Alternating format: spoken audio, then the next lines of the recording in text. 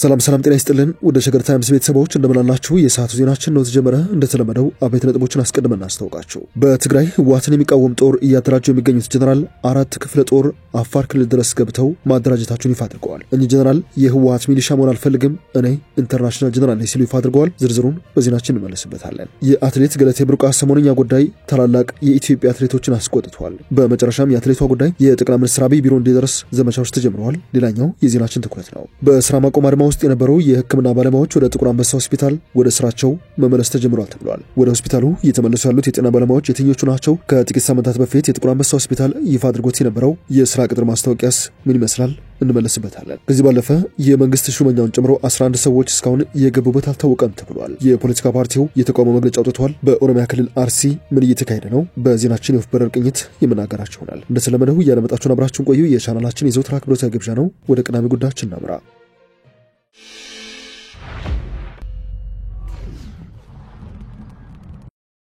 ከትግራይ ኃይሎች በመለየት ከአፋር ክልል ጋር በሚዋሰን አካባቢ የራሳቸውን ሰራዊት እየገነቡ እንደሚገኙ የሚናገሩት ብርጋዴር ጀነራል ገብረ እግዚአብሔር በየነ ወይንም ወዲያን ጥሩ ከፓርቲ ነጻ የሆነ ኃይል ለመፍጠር ወደ ነጻ መሬት መውረዳቸውን ተናግረዋል። ከትግርኛ ቋንቋ የዜና ምንጮች ጋር ባደረጉት ቃለ ምልልስ አዲስ ነገር ለመፍጠር ወደ በረሃ መውረዳቸውን ያብራሩት ጀነራሉ ከፓርቲ ነጻ የሆነ ኃይል ለመፍጠር ፓርቲ የሚያዘው ሰራዊት ለመፍጠርም እየተንቀሳቀሱ ስለመሆኑ ነው ይፋ ያደረጉት። ህወሓትን የመጣል ዓላማ እንዳላቸው የተጠየቁት ጀነራሉ እኛ የምንሰራው ፓርቲ የምናቋቁመው ወታደራዊ መንግስት የለም ሲሉ መልሰዋል። በአፋርና በትግራይ ክልሎች ውስጥ 4 ክፍለ ጦር ያለው ሰራዊት ማደራጀታቸውን የሚናገሩት ጀነራል ገብረ እግዚአብሔር በየነ ከትግራይ ሰራዊት አመራሮች ጋር የተለያዩት ከጥር 15 ጀምሮ መሆኑን ይናገራሉ። የትግራይ ሰራዊት ከፍተኛ አመራሮች በጥር 15 2017 በአቶ ጌታቸው ረዳ የሚመራውን ጊዜያዊ አስተዳደር ሲያወግዙ ተቃውመው ስብሰባውን ረግጠው ከወጡ አመራሮች መካከል አንዱ ጀነራል ገብረ እግዚአብሔር በየነ ናቸው ተብሏል። ይህንንም ተከትሎ የሰራዊቱ አመራሮች ጀነራል ገብረ እግዚአብሔር በየነና ሌሎች የሰራዊቱ ውሳኔን የሚቃወሙትን ጀነራሎች ማገዳቸው ይታወሳል። በዚህ ሰዓት በትግል ላይ እንገኛለን ያረጀነው በትግል ያሉት ጀነራል ገብረ እግዚአብሔር ከፓርቲ ጋር ተጣብቆ ማህተም ይምነጥ ከፓርቲ ጋር ተጣብቆ የሚሾምና የሚሽራይ ለወጣቱ ትውልድ ትተን ሜዳ አንፈልግም ወገንተኛ ያልሆነ ፍትህ ኃይል ለመፍጠር እንጂ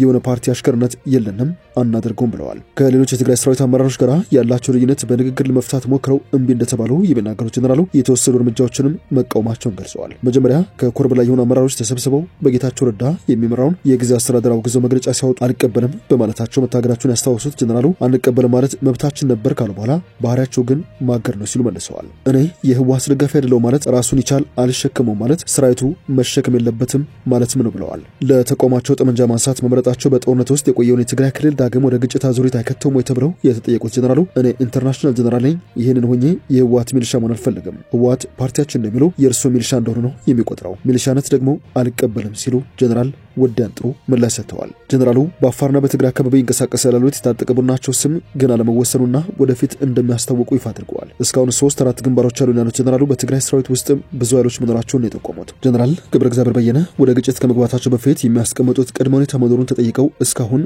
ያናገረን ኃይል የለም ብለዋል። መቀመጫቸውን በአፋርና በትግራይ ክልል ማድረጋቸውን የጠቀሱት ጀነራሉ ወደ አፋር ወርደን እንድንደራጅ ያደረገን ምክንያት አፋርና ትግራይ ቤተሰቦች ስለሆኑ ነው የፈቀደልን መንግስትም የለም እዛ አካባቢ ያለው አካላት ችግሩናል እዚህ እንደራጅ ወይ ስንል እንሰብሰብ ብለን ጠይቅናቸው ተሰባሰቡ አሉ። ይሄ ትልቅ ነገር አይደለም ትግራይ ጫፍ ላይ ነው ፈቃድም መጠየቅም የለብንም ብለዋል። 4 ግንባር እንዳላቸው የሚጠቅሱት ጀነራል ገብረ እግዚአብሔር ትልቁ ኃይላችን የሚገኘው ትግራይ ውስጥ ነው ይላሉ። ከፌደራል መንግስቱ ጋር ስላላቸው ግንኙነት ተጠይቀውም እዚህ እንዳለን ያውቃሉ ያለ ሲሆን የሚያገኙት ግን አንዳችም አይነት ድጋፍ የለም ሲሉ መልሰዋል። የትግራይ ክልል ጊዜያዊ አስተዳደር ሆኖ ሌተናል ጀነራል ታደሰ ወረደ ሲሾሙ ጥያቄያቸውን ማቅረባቸውንና ወገንተኛ ያልሆነ ሰራዊት መገንባት ካልተቻለ እናንተ ደገፋችሁን አልደገፋችሁን ትግላችንን እንቀጥላለን ብለው ማሳወቃቸውንም ጀነራሉ ይፋ አድርገዋል። በዚህ ወቅት በኢትዮጵያና ኤርትራ መካከል ውጥረት መኖሩና ግጭት ውስጥ ቢገባ ውሳኔያቸው እንደሚሆን የተጠየቁት ጀነራሉ አስተላለፋችን ከህዝብ ጋር ነው እነርሱ ማለትም የህወሓት አመራሮች ከጌቶቻቸው ጋር ሊሄዱ ይችላሉ እኛ ግን ከህዝብ ጋር ነው የምንቀረው ሲሉ መልሰዋል።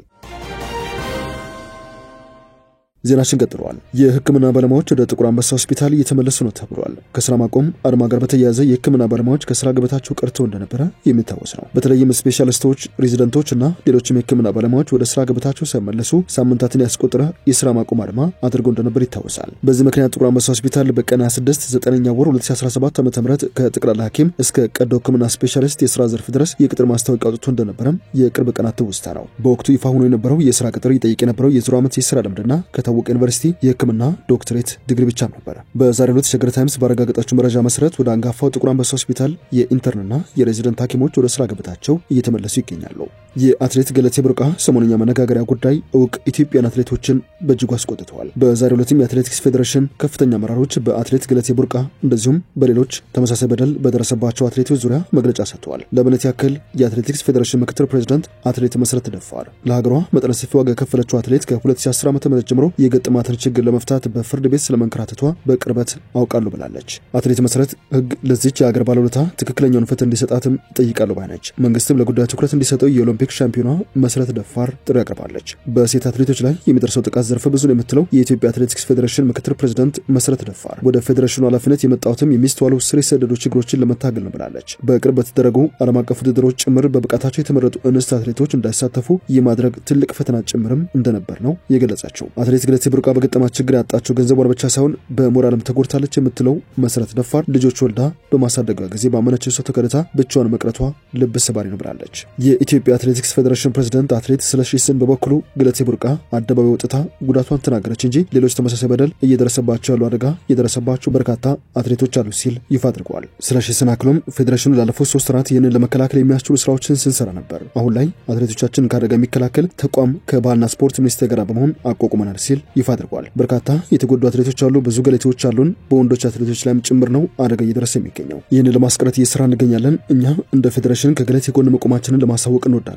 ለሌሎች አትሌቶችም ከጎናቸው እንዳለን የኢትዮጵያ ሕዝብ እንዲያውቅልን እንፈልጋለን ሲል ነው አትሌት ስለሺ ስህን ጥሪ ያቀረበው። የአማራ ክልል አርሶ አደሮች የማዳበሪያ ዋጋ በጥፍ በመጨመሩ ምክንያት በቀጣይ ዓመት የምርት ማነስ ሊኖር እንደሚችል አስጠንቅቀዋል። አርሶ አደሮቹ ማዳበሪያ ዋጋ ካለፈው ዓመት ተመሳሳይ ወቅት ጋር ሲነጻጸር በጥፍ በመጨመሩ ዋና ዋና የምግብ እህሎች ላይመረቱ እንደሚችሉና የምርት ማነስ ሊያጋጥም እንደሚችል ነው ያስጠነቀቁት። በሰሜን ጎጃም ዞን የአቸፈር ወረዳ አርሶ አደሮች ከዚህ ቀደም እስከ 8 ኩንታል ማዳበሪያ ገዝተው ይጠቀሙ እንደነበረ የገለጹ ሲሆን አሁን ባለው የዋጋ ጭማሪ ምክንያት ከ2 ኩንታል በላይ መግዛት ባለመቻሉ የእርሻ ማሳዎችም ያለ ጥቅም እየቀሩ ነው ሲሉ ለዶይቼ ቬለ በሰጡት አስተያየት ተናግረዋል። አርሶ አደሮቹ ብዙም ለምግብ አገልግሎት የሚያውለውና ማዳበሪያ የሚያስፈልገውን ግብጦ የተባለ የእህል አይነት ለመዝራትም እየተገደደ እንደሚገኝ ነው ያረጋገጡት። የምስራቅ ጎጃም ዞን አንድ አርሶ አደር በበኩላቸው በማዳበሪያ ዋጋ በከፍተኛ ሁኔታ በመጨመሩ ጦም የሚያድሩ የእርሻ ማሳዎች ሊኖሩ ይችላሉ ሲሉ አሳስበዋል። ባሳለፍነው ዓመት 1600 ብር ይሸጥ የነበረው 50 ኪሎ ማዳበሪያ በዚህ ዓመት ውስጥ በ3800 ብር እየተሸጠ ይገኛል ሲሉ ነው ለዜና ምንጩ ያብራሩት። በዋግምራ ብሔረሰብ አስተዳደር ዞን የዳህና ወረዳ አርሶ አደሩ የዋጋ ጭማሪው አርሶ አደሩን አማሮታል። የተለያዩ ሰበቦችን እየፈለጉ የአንዱን ኩንታል ዋጋ እስከ 10 ሺህ ብር የሚያደርሱበትም አጋጣሚ አለ ሲሉ ነው የገለጹት። በአርሲ ዞን ጀጅ ወረዳ ግንቦት 27 ቀን በተፈጸመ ጥቃት ከሟቾች ባሻገር ታግተው የተወሰዱ የቀበሌ ሊቀመንበር ባለቤት እህትን ጨምሮ 3 ሰዎች ያሉበት እንደማይታወቅ ነዋሪዎችና የታጋች ቤተሰቦች አስታውቀዋል። ነዋሪዎች በሰጡት ቃል የሊቀመንበሩን ባለቤት ጨምሮ 3 የታገቱ ሰዎች የት እንደደረሱ አይታወቅም።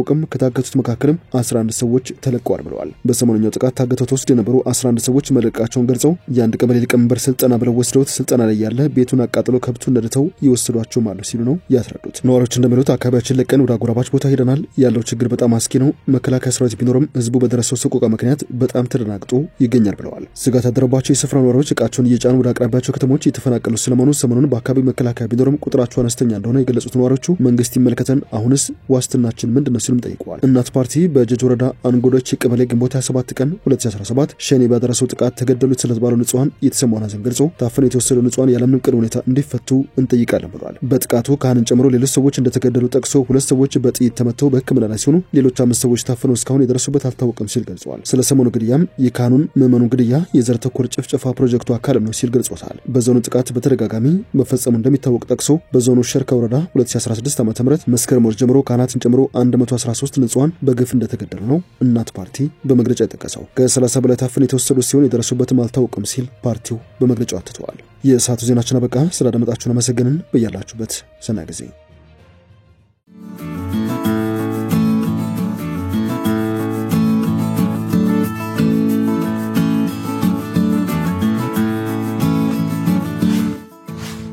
ሸገር ታይምስ ሚዲያን ሰብስክራይብ በማድረግና ደወሉን በመጫን ይከተሉን።